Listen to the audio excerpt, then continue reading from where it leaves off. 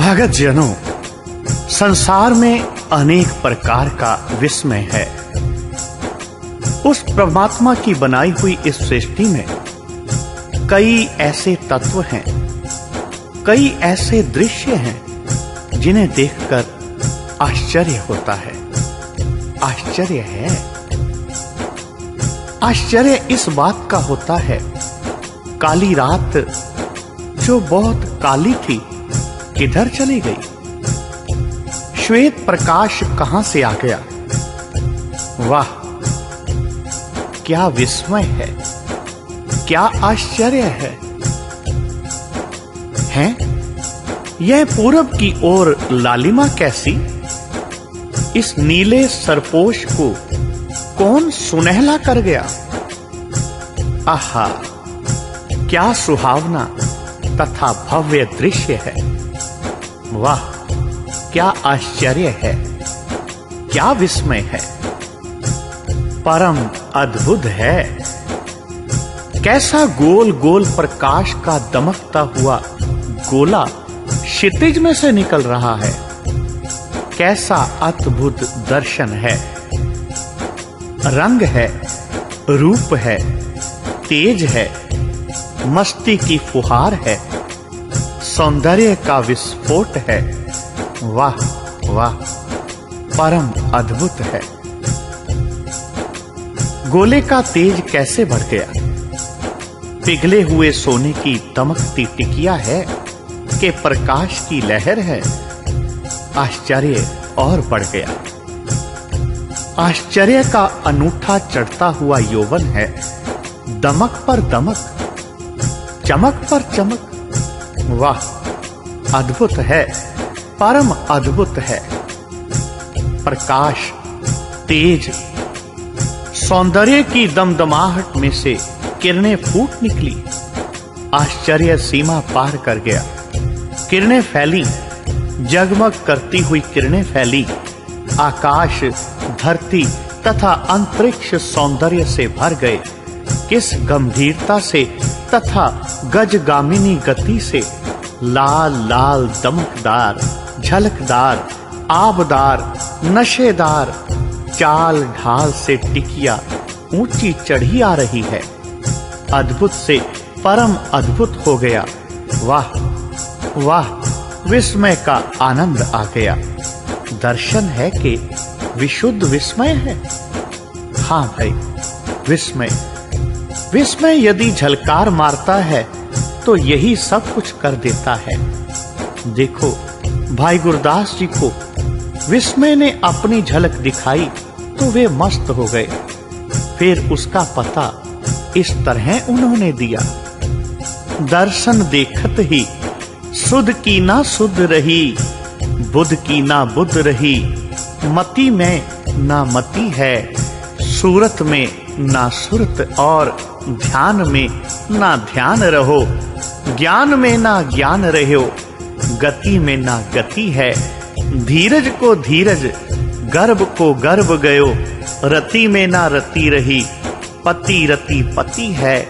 अद्भुत, परम अद्भुत, विस्मय विस्मय, आश्चर्य अति अति है। भगत जनों, भाई गुरुदास जी का दर्शन बहुत उच्च है। विस्मय का रूप जो आपने कथन किया है वह पूर्ण विस्मय का है, जो ईश्वरीय सुंदरता के जलवे से उन पर पड़ा था। सुंदरता की एक झलक जो काट कर सकती है। उसके मीठे घाव, रस भरे प्रभाव और मगनता का यही वर्णन है। यदि कोई पूछे कि सूर्य तो प्रतिदिन चढ़ता है, सूर्य चढ़ने पर क्या विस्मय है? ठीक है भाई, यदि जन्म से ही तुम्हारा लालन पालन अंधेरी कोठरी में होता और युवावस्था में तुम्हें तड़के की पूरब की ओर मुंह करके खड़ा कर दिया जाता, तो फिर सूर्य का ही दर्शन तुम्हें विस्मय में बेसुध कर देता। तो पूछते, या भाई फिर पूछो जाकर सृष्टि के सबसे पहले मनुष्य से कि सूर्य के प्रकाश के प्रथम दर्शन से उसने कैसा उल्लास प्राप्त किया। अब मनुष्य बुद्धिमान हो गया है, चतुर हो गया है और आत्रस्त हो गया है। खिली हुई रात के आकाश की आश्चर्यजनक नीलिमा उसके हृदय का आश्चर्य का प्रभाव नहीं डालती। छिटके हुए तारों से जड़ी हुई रात आश्चर्य में नहीं ले उड़ती। चांदनी उससे गुणगान नहीं करती। सूर्य का उदय होना उसे विस्मय में नहीं डालता। बिजली की चमक तथा कड़क उसे मनोहारी अद्भुत में नहीं ले जाती। आग रोज जलाता है पर कभी हैरत में नहीं आया कि यह क्या है। बहते हुए पानी, गिरते हुए पानी, अचल शांत स्थिर पानी, उबलते हुए पानी उसको आश्चर्य में नहीं डालते। क्यों? क्योंकि मनुष्य बुद्धिमान हो गया है, विद्वान हो गया है, खोजी हो गया है। मनुष्य प्रत्येक बात का कारण खोजता है। विस्मय उत्पन्न करने वाली अकथनीय शक्तियों के नाम रखता है और थोड़ी सी खोज करके उसका ज्ञाता बनता है। इस प्रकार उसके विस्मय रस से पृथक होकर उसका ज्ञाता बन बैठता है। हाँ जी, मनुष्य हिसाबी हो गया है, हिसाब रखता है, गणना वाला हो गया है, पर गणना ने ही इसे मारा है। गिनता गिनता आप गिनती हो गया, उससे ही हीन अरसिक हो गया है। स्वाद से वंचित हो गया है, बेखुदी की लहर से खाली हो गया है। क्योंकि यह नियम है कि गिनती आई, रस स्वाद गए, विस्मय आया, रसों के स्रोत फूटे। भला क्या मनुष्य सचमुच जान गया है? संसार के बड़े से बड़े बुद्धिमान से पूछो कि आग क्यों चमकती है, क्यों जलती है, बिजली क्या है, उसकी लहरें इस तरह क्यों पड़ती हैं, कोई भी नहीं बता सकेगा। अभी तक मनुष्य अनजान है। इसने बहुत कुछ जाना है, पर जो कुछ इसने जाना है उसने इसे अभी अनजान ही रखा है। अभी इसे असली कारणों के कारण का पता नहीं और विस्मय के पीछे बैठे हुए का भी पता नहीं। इसने तो गिनती के चक्कर में पड़कर प्रकृति के कुछ रहस्यों को निकालकर कुछ जाना है, पर लाल भुजक्कड़ बनकर, विस्मय का रंग खोकर, मानो अपने बाबा आदम के बाग में से धक्का ही खाया है, बैकुंठ से नीचे ही गिरा है। अब विस्मय मनुष्य को कैसे चकित करे? वह तो दिन रात सोच में पड़ गया है। प्रकृति के चमत्कार प्रतिदिन देखे जाते हैं, पर विस्मय कभी नहीं होता। पर देखिए, वह प्राणवान तथा प्राणदाता हृदय जो कभी गणना से नहीं गिरा, बल्कि गिरे हुओं को सहारा देता है, जो हृदयों का सरदार हृदय है, वह इस विस्मय भाव को किस प्रकार प्रकृति के हर एक चमत्कार में देखता है और हमें बताता है। विस्माद नाद, विस्माद वेद, विस्माद जी, विस्माद भेद, विस्माद रूप, विस्माद रंग, विस्माद नांगे फिरे जंत, विस्माद पौन, विस्माद पानी, विस्माद अग्नि खेडे विडाणी, विस्माद धरती, विस्माद खाणी, विस्माद साध लगे पराणी, विस्माद संजोग, विस्माद विजोग, विस्माद पुख, विस्माद भोग, विस्माद सिफ्त, विस्माद सालाह, विस्माद उजड़, विस्माद राह, विस्माद नेड़े, विस्माद दूर, विस्माद देखे हाजरा हजूर, देख विडाण रहा विस्माद, नानक बुझण पूरे भाग, नानक बुझण पूरे भाग। हाँ जी, वह स्वच्छ, उच्च तथा सच्चे नेत्रों वाला इस प्रकृति के चमत्कार को विस्मित होकर देखता है और देखकर चकित हो रहा है। हाँ जी, और इस आश्चर्य को विस्मय के साथ देखना, इस विस्मय के ऊंचे रंग को समझना हमें भाग्य भरी निशानी बताता है। वह हृदय जो प्रकृति के यह दृश्य देखकर चकित हो जाए, चिंता, गिनती तथा फिक्र के भाव से मुक्त है, उसका सौभाग्य है जिसने दर्शन किए, सुंदरता की झलक देखी और विस्मय में रह गया। शरीर के अंदर छिपकर बैठे हुए दृष्टा का इस दृष्टिमान चमत्कारों में छिपी हुई सुंदरता को कोई गूढ़ संयोग है। सुंदरता ने झलक दिखाई, दृष्टा को विस्मय का चक्कर आ गया कि आपे में मगनता आई कि दृष्टमान से स्नेह टूट गया।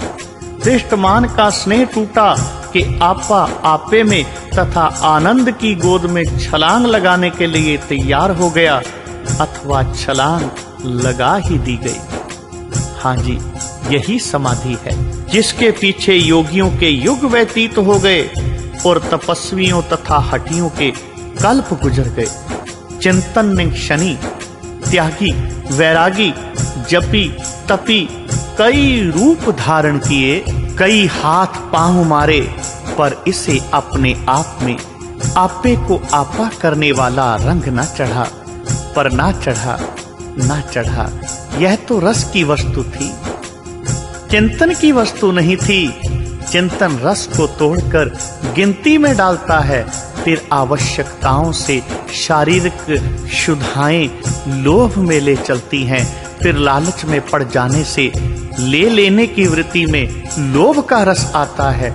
अब इस दशा में यदि मन के ऊपर कभी सुंदरता ने झलक मारी भी, तो जैसे ही विस्मय का भाव उदय होने लगा, झट चिंतन ने अंदर से कहा, जिसमें से यह सुंदरता प्रकट हुई है वह सुंदर है, उसे पकड़ लो, ले लो, अपने अधिकार में करो। यह ले लेने तृष्णा विस्मय के भाव में जाने वाली वृत्ति को स्थूल बनाती है। लोभ की लहर आई, चिंतन स्थूल हो गया, विस्मय का भाव पिघलकर फिसला और फिसलते फिसलते माने वाष्प बनकर उड़ गया। यूं जगत, बुद्धिमान जगत, चिंतनशील जगत विस्मित नहीं होता, उसका विस्मय नहीं रह जाता, चकित होकर देखता है पर विस्मय नहीं जाता, चिंतन इस ओर नहीं जाने देता। तृष्णा इसमें प्रवेश करते समय बाह पकड़ लेती है। भगत जनों, गुरु नानक ने इस संसार के अद्भुत दृश्यों को देखा और विस्मय को समझा, क्योंकि इन सब के पीछे वही है जिसने इस सब को बनाया है, जिसने हमें बनाया है। इतनी हैरानी है, इतने आश्चर्य हैं। हम इन दृश्यों को, इन हैरानी आश्चर्यजनक भरे दृश्यों को देखकर उस प्रभु परमात्मा के दर्शन कर सकते हैं, पर नहीं, हम तो गिनती में पड़े हैं। हम तो अपनी बुद्धि का इस्तेमाल करते हैं। हम उसको देखकर ये नहीं कहते, ये नहीं सोचते कि इसको बनाने वाला कितना खूबसूरत है। हम तो उसके ऊपर प्रयोग करते हैं, उसके नाम देते हैं। असल में कुदरत के अंदर कादर और कादर के अंदर कुदरत, इस बात को समझाया गुरु नानक ने और संसार के लोगों को ये बताया कि देखो ये रंग बिरंगे फूल, देखो इस धरती को, देखो इस चंद्रमा को, देखो इस सूर्य को, इस सितारों को, देखो अनेक प्रकार के फूलों के रंगों को, इनकी खुशबुओं को महसूस करो। गिरते हुए पानी, बहते हुए पानी और ठंडे गर्म पानी, अनेक रंगों के पानी के इस आश्चर्य को समझो। यह उस अद्भुत कला को उस परमात्मा ने बनाया है जिसका कोई मुकाबला नहीं। उनकी बनाई हुई चीजों में से उसकी झलक, उसका दर्शन करो। यही है जीवन। भगत जनों, गुरु नानक ने इस प्रकार विस्मय का मंत्र दिया कि इस सब को हैरान होकर उस प्रभु परमात्मा के रंग में, हैरानी वाले रंग में खोकर उसके दर्शन दीदार करने की कोशिश करो। भगत जनों, गुरु नानक ने इस प्रकार संसार के लोगों को उस प्रभु परमात्मा के अनेक रंगों के, उसके अनेक रूपों के दर्शन कराए। बोलो जी भाई जी वाहिगुरु वाहिगुरु वाहिगुरु।